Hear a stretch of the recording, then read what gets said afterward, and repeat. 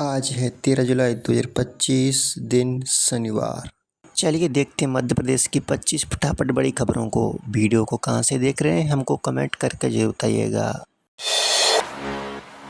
लाडली बहनों के खाते में 1500 रुपए ट्रांसफर, रक्षाबंधन पर मिला अतिरिक्त उपहार।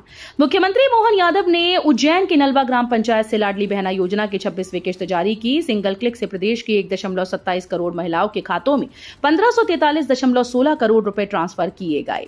इस बार लाडली बहनों को 1500 रुपए मिले हैं, जिनमें 1250 रुपए योजना की मासिक किश्त और 250 रुपए रक्षाबंधन उपहार के रूप में दिए गए। मध्य प्रदेश के कर्मचारियों की बल्ले बल्ले, मोहन यादव सरकार ने बढ़ा दिया पैसा। मध्य प्रदेश सरकार ने राज्य के 6.5 लाख कर्मचारियों को होली के अवसर पर बड़ा तोहफा दिया, जिनकी मांग कर्मचारी संगठन करीब 13 सालों से कर रहे थे। इतने लंबे समय से कर्मचारियों का भत्ता नहीं बढ़ाया गया, लेकिन मध्य प्रदेश विधानसभा के बजट सत्र के दौरान वित्त मंत्री जगदीश देवड़ा ने कर्मचारियों को 7वें वेतनमान के आधार पर भत्ते देने की घोषणा की। एमपी में किसानों का अर्धनग्न प्रदर्शन, मूंग खरीदी केंद्र गांव में खोलने की मांग। मध्य प्रदेश के देवास जिले के खाते गांव में किसान मूंग खरीदी केंद्र की मांग को लेकर अर्धनग्न प्रदर्शन करने पर मजबूर हो गए। नीमखेड़ा गांव में पिछले 4 दिनों से धरने पर बैठे किसानों ने शनिवार को घुटनों के बल चलकर मुख्य सड़क तक पहुंचकर विरोध जताया। उनकी मांग है कि गांव के पास स्थित वेयर हाउस को ही खरीदी केंद्र बनाया जाए। वर्तमान में किसानों को मूंग बेचने के लिए 20 किलोमीटर दूर सतवास या कन्नौद ननासा जाना पड़ता है। रीपर मशीन बनी किसानों के लिए वरदान, पराली और मजदूरों की समस्या का हल।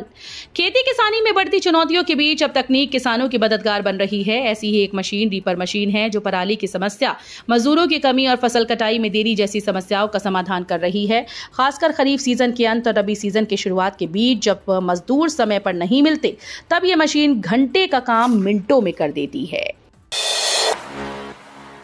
नर्मदा में जल्द चलेगा क्रूज, एमपी से स्टैच्यू ऑफ यूनिटी तक सफर अंतिम चरण में। मध्य प्रदेश के धार जिले से लेकर गुजरात के स्टैच्यू ऑफ यूनिटी तक नर्मदा नदी में क्रूज संचालन की योजना अंतिम चरण में है। एमपी पर्यटन विभाग ने इसके लिए निविदा जारी कर दी। यात्रा को 3 श्रेणियों में बांटा गया, जिसमें पहली श्रेणी में 5 दिन की यात्रा, रात्रि विश्राम, भोजन, स्विमिंग पूल जैसी सुविधाएं मिलेंगी। बड़वानी, अंजड़ और धर्मपुरी में छोटे स्टेशन बनाए जाएंगे, जो मुख्य स्टेशन मेघनाथ घाट से जुड़ेंगे।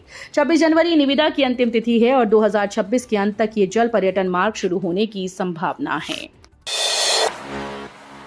मध्य प्रदेश ग्रोथ कॉन्क्लेव में दिखी विकास की तस्वीर, इंदौर बना निवेश का केंद्र। मुख्यमंत्री डॉक्टर मोहन यादव की विशेष उपस्थिति में इंदौर में मध्य प्रदेश ग्रोथ कॉन्क्लेव का सफलतापूर्वक आयोजन हुआ। इस आयोजन में उद्योग, hotel, real estate, education, renewable energy, IT आदि क्षेत्रों में लगभग 30,000 करोड़ रुपए से अधिक के निवेश के प्रस्ताव प्राप्त हुए। इनमें प्रदेश में 15,000 से अधिक रोजगार के नए अवसर सृजित होंगे। शहरी और औद्योगिक विकास को नई ऊंचाइयां प्राप्त होंगी। मुख्यालय से गायब रहने वाले स्वास्थ्य कर्मियों का रुकेगा वेतन, दस्तक अभियान और टीबी नियंत्रण में सुस्ती बनी वजह। बैरसिया विकासखंड की स्वास्थ्य सेवाओं को लेकर स्थिति संतोषजनक नहीं है। हाल ही में सिविल अस्पताल बैरसिया में आयोजित समीक्षा बैठक में सीएमएचओ डॉक्टर मनीष शर्मा ने इस पर नाराजगी जाहिर की। उन्होंने ये स्पष्ट किया कि जो भी स्वास्थ्य कर्मी मुख्यालय पर निवास नहीं कर रहे हैं, उनका वेतन रोका जाएगा। उन्होंने खंड चिकित्सा अधिकारी को इस संबंध में कड़ी निगरानी और रिपोर्टिंग के निर्देश दिए। एमपी में 1 लाख पदों पर होगी भर्ती, सीएम मोहन यादव ने की एक समान परीक्षा की घोषणा।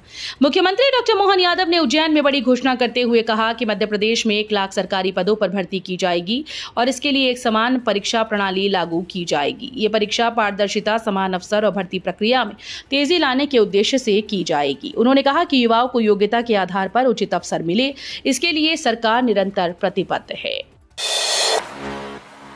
भोपाल में बनेगा देश का सबसे सुंदर aqua park, CM Mohan Yadav ने किया भूमि पूजन।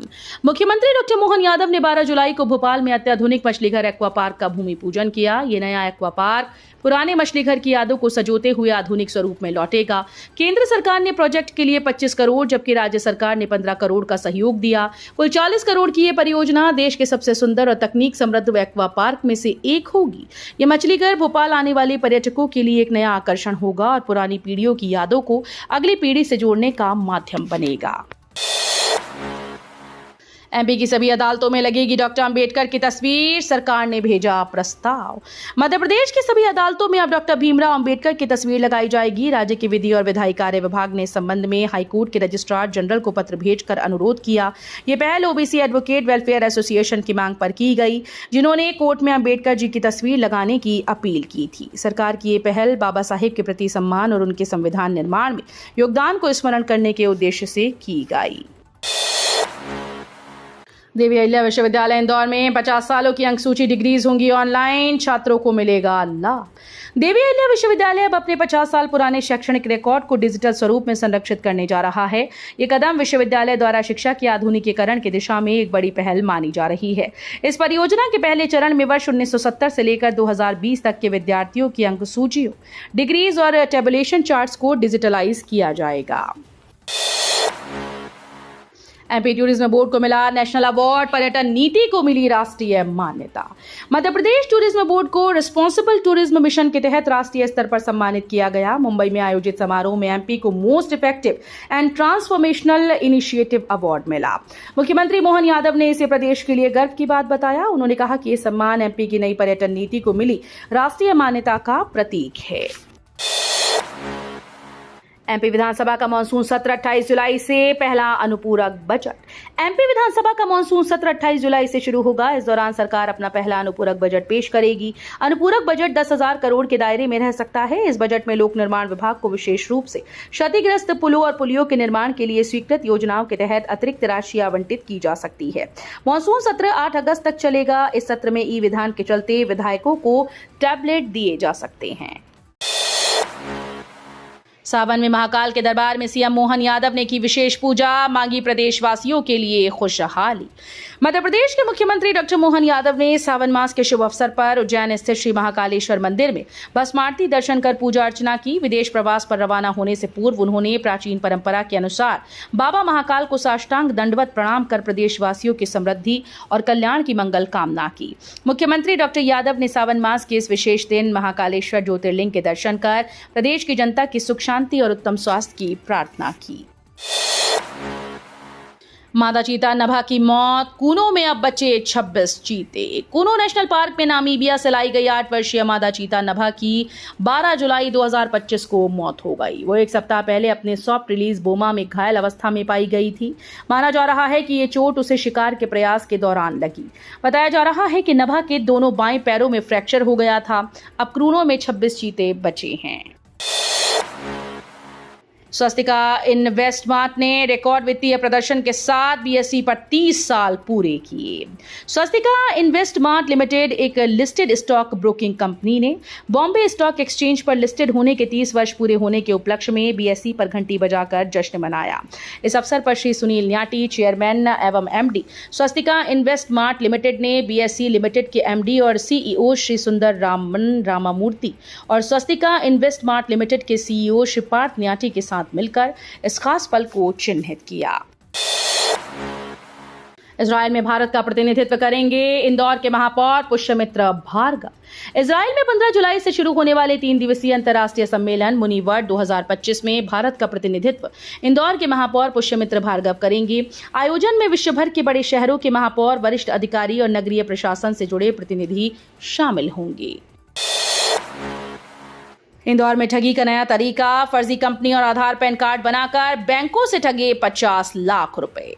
पुलिस ने ऐसे ठगों को पकड़ा है जो नामी कंपनी के कर्मचारी बनकर विभिन्न बैंकों से ऋण लेते थे। आरोपित फर्जी आधार कार्ड, पैन कार्ड और वोटर आईडी भी बना लेते थे। फर्जी सैलरी स्लिप और आईडी कार्ड से ऋण लेकर फरार हो जाते थे। प्रारंभिक पूछताछ में 3 बैंकों से 50 लाख रुपए का ऋण लेना स्वीकार किया। गिरोह में शामिल अन्य सदस्यों की तलाश जारी है। देवरी के 10 और लहचूरा बांध के 9 गेट खोले, धसान नदी में छोड़ा 2,88,000 क्यूसेक पानी। छतरपुर जिले के बीते 24 घंटे से हो रही मूसलाधार बारिश के चलते बाढ़ जैसे हालात बनने लगे हैं। हालात को देखते हुए जिला प्रशासन पूरी तरह से अलर्ट मोड पर है और स्थिति पर लगातार नजर बनाए हुए है। लगातार बारिश के चलते धसान नदी उफान पर है। एमपी यूपी सीमा पर स्थित देवरी और लहचूरा बांध लबालब भर गए। इस कारण से दोनों बांधों से कुल 2,88,400 क्यूसेक पानी धसान नदी में छोड़ा जा रहा है। आईआईटी दीक्षांत समारोह में 813 छात्रों को मिली डिग्री। आईआईटी इंदौर में बैच ऑफ 2025 का दीक्षांत समारोह आयोजित किया गया। 813 छात्रों को डिग्री मिली। कई नए पुरस्कारों की भी शुरुआत हुई। नकली बीज बनाने वाली कंपनीज पर होगी कार्रवाई। केंद्रीय कृषि मंत्री शिवराज सिंह चौहान शनिवार को गंज बासौदा के दौरे पर रहे। इस दौरान उन्होंने कहा कि नकली बीज बनाने वाली कंपनीज के खिलाफ कड़ी कार्रवाई की जाएगी। उन्होंने कहा कि नकली बीज बनाने वाली कंपनीज और सोसाइटीज से किसानों को बहुत नुकसान हो रहा है। केंद्रीय मंत्री भूपेंद्र यादव बोले, घटते जंगल, धरती का बढ़ता तापमान सबसे बड़ा संकट। इंदौर पिछले साल 12 लाख पौधे रोपकर विश्व कीर्तिमान बनाया था। उसकी वर्षगांठ के मौके पर शनिवार को 50,000 से ज्यादा पौधे रोपे गए। एक बगिया मां के नाम कार्यक्रम में केंद्रीय पर्यावरण मंत्री भूपेंद्र यादव शामिल हुए। उन्होंने कहा कि धरती पर 3 बड़े संकट हैं: धरती का तापमान बढ़ना, पेस्टिसाइड का ज्यादा उपयोग और घटते जंगल। इंदौर जागरूक शहर है। लोगों ने हरियाली का अभियान हाथ में लिया है। टेकरी को साल भर में हरा कर दिया। इंदौर का ये संदेश पूरी दुनिया में जाएगा। विकास मिश्रा मुख्यमंत्री कार्यालय में उप सचिव बने। राज्य सरकार ने 2 भारतीय प्रशासनिक अधिकारियों को मुख्यमंत्री कार्यालय में पदस्थ किया। योजना, आर्थिक और सांख्यिकी विभाग में उप सचिव आईएएस विकास मिश्रा को मुख्यमंत्री कार्यालय में उप सचिव बनाया गया। वहीं राज्य सहकारी विपणन संघ मर्यादित के प्रबंध संचालक आलोक कुमार सिंह को अपने वर्तमान दायित्व के साथ साथ मुख्यमंत्री कार्यालय में उप सचिव का अतिरिक्त प्रभार सौंपा गया। पेड़ पर खून की बोतल लटकाकर महिला को चढ़ाया ब्लड। मुरैना जिला अस्पताल में पेड़ पर बोतल लटकाकर महिला को खून चढ़ाया गया। महिला के शरीर में खून बहुत कम था। आनन फानन में डॉक्टर ने पेड़ पर ही खून की बोतल लगा दी। बाद में महिला को तत्काल ग्वालियर रेफर किया गया। सबलगढ़ पूछरी गांव निवासी पुष्पा नामक महिला को रक्तस्राव की बीमारी है। परिजनों ने महिला को ठीक कराने ओझा के पास जाकर झाड़ फूंक का भी सहारा लिया था, जिससे उसकी हालत और भी खराब हो गई। 13,000 पदों पर शिक्षकों की भर्ती, 18 जुलाई से आवेदन शुरू। ये खबर सरकारी नौकरी का सपना देख रहे प्रदेश के लाखों युवाओं के लिए बड़े काम की है। मध्य प्रदेश कर्मचारी चयन मंडल ने प्राथमिक शिक्षक चयन परीक्षा का शेड्यूल जारी कर दिया। इच्छुक उम्मीदवार 18 जुलाई से इसके लिए आवेदन कर सकेंगे। आवेदन की अंतिम तारीख 6 अगस्त निर्धारित की गई। प्राथमिक शिक्षक चयन परीक्षा स्कूल शिक्षा विभाग और जनजातीय कार्य विभाग के अंतर्गत की जा रही है।